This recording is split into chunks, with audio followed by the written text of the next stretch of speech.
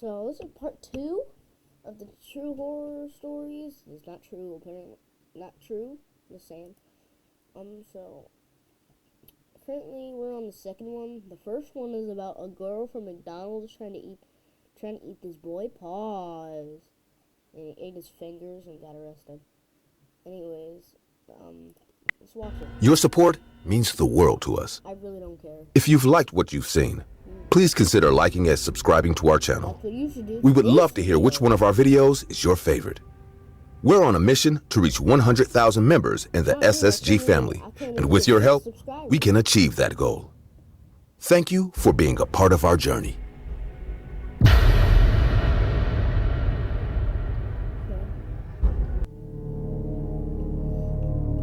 the train going backwards. Christmas is usually one of the best holidays of the year.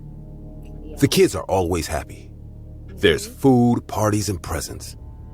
It's really that time of year when we can leave all our problems behind and concentrate on being happy, even if it's just for a day or two. The story I'm about to tell you was just before Christmas, in those days when we were getting ready for the holidays, and it was all happy times.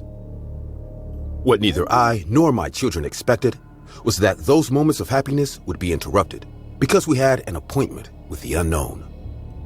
Something we didn't understand at the time, and still don't today, was stalking us. And you know what? It still is. If you don't know what you're up against, how can you defeat it? It all started on a snowy day.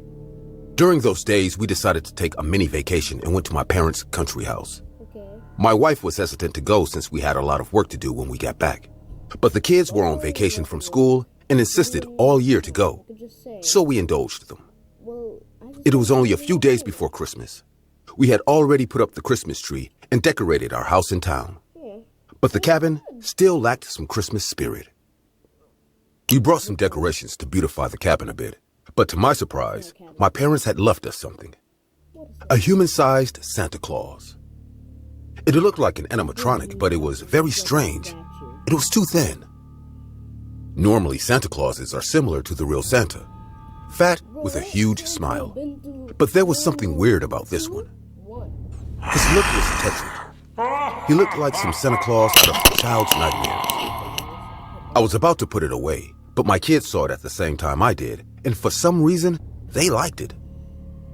Kids really do have the weirdest tastes.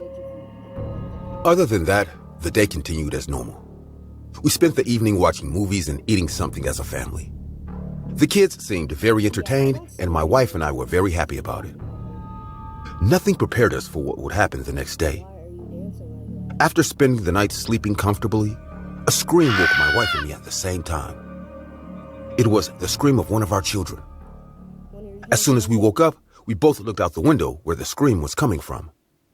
My two children were outside, running through the snow, running away from someone. When I looked back a little further, I clearly saw their attacker. No, it couldn't be true. It was the Santa Claus animatronics I had put up yesterday. This didn't make any sense. As I watched him run in the direction of my children, I could see him walk very naturally. This was not an animatronic or anything like that. It moved like a human, but it was so thin. Who could fit into that costume? I told my wife to call the police as soon as possible while I went to get our children and protect them from their attacker.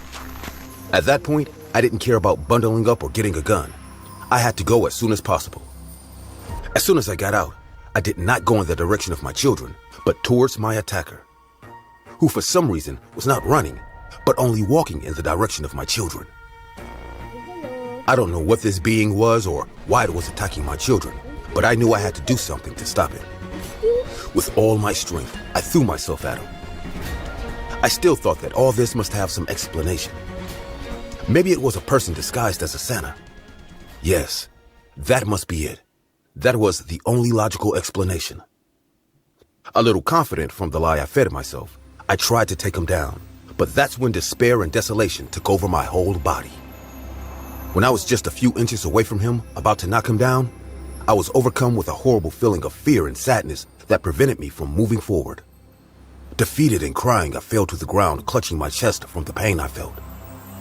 This was not the pain of a physical attack. It was not the pain of an illness. It was the pain one feels when one is very nervous or sad. Santa simply ignored me and kept walking in the direction of my children. Whatever it was, he was aware of what was happening to me. Possibly in some way, he caused it, since he didn't flinch an inch from my attack, knowing what was going to happen. After a few seconds that felt like hours, I gathered all my strength to get up and follow him. The pain and sadness I felt at that moment was so great that even though it faded as soon as Santa left, it still haunted me. For me, I would have stayed on the ground surrounded by ice crying, but I couldn't afford the luxury.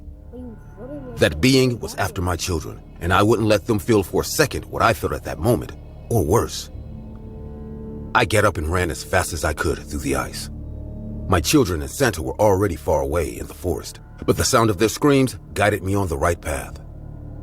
With every centimeter I ran, I could feel that horrible feeling taking over my body again.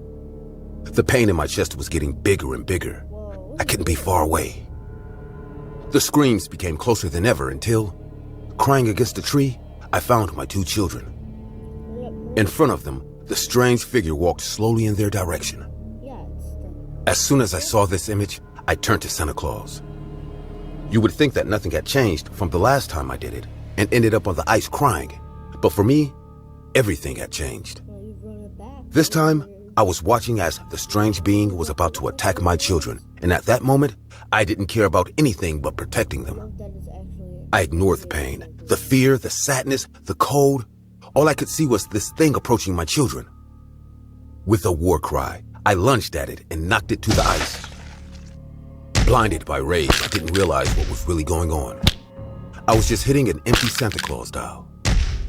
All the feeling of fear and desperation had vanished the moment I made contact with them.